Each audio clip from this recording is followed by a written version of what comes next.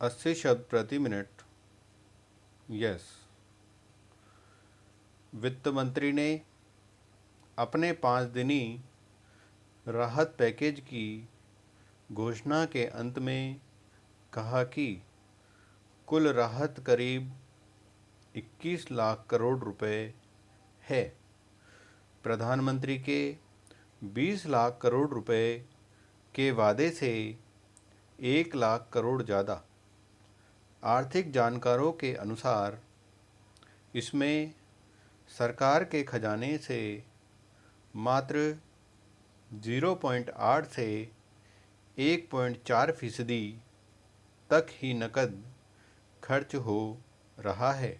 बाकी कर्ज और वादे के रूप में है, लेकिन इसके लिए सरकार की निंदा नहीं हो सकती कि संकट से निपटने के लिए आर्थिक मदद किस तरीके से दी गई, बशर्ते बैंक ऋण देने में आनाकानी न करे और सरकार वादे पर कालांतर में खरी उतरे।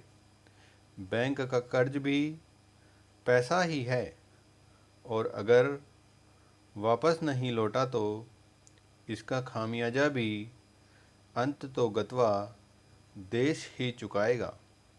लेकिन जब एक प्रधानमंत्री ऐलान करता है कि सरकार का राहत पैकेज जीडीपी का अमुक प्रतिशत होगा, तो यह उम्मीद बनती है कि खर्च सरकारी खजाने से जाएगा और इसका राजनीतिक लाभ भी सत्ता पक्ष को उस समय मिलता है। फिर अगर वह पूरा न हुआ तो सरकार के मुखिया की विश्वसनीयता घटती है। लेकिन विपक्ष के आरोप न तो तार्किक हैं न ही समयोचित। करीब 25 ट्रिलियन डॉलर की अर्थव्यवस्था वाले अमेरिका में जीडीपी का कितना कोरोना महामारी के संकट से उबरने के लिए दिया गया, इसकी तुलना भारत में दी गई नकद मदद से करना एक कुतर्क है।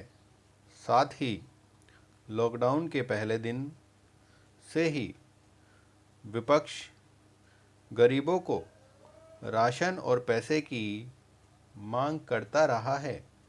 अगर स्वयं इन दलों से पूछा जाए कि जब वे सत्ता में थे तो कितने प्रवासी मजदूरों का लेखा जोखा उनके रिकॉर्ड में था, तो शायद वे निरुत्तर होंगे। पिछले 70 सालों में किसी भी जनगणना में इन मजदूरों की सुध नहीं ली गई थी और आज भी इनका कोई रिकॉर्ड नहीं है।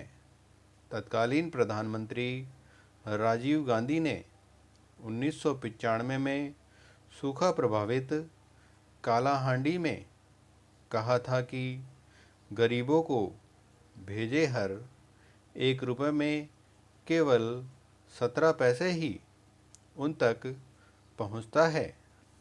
आज कम से कम यह संकट नहीं है, क्योंकि 80% गरीबों के पास जन धन खाता है और पैसा खाते में जाता है। हाँ, प्रजातंत्र में विपक्ष की भूमिका सरकार के प्रयासों के विश्लेषण और ज़रूरत पड़ने पर आलोचना की है और ऐसे में अगर विपक्ष के नेता प्रवासी मजदूरों के पक्ष में खड़े दिखते हैं तो यह उनकी अपेक्षित भूमिका के अनुकूल है। जब देश के 1.3 अरब लोग कोविड 19 महामारी से संघर्ष कर रहे हैं।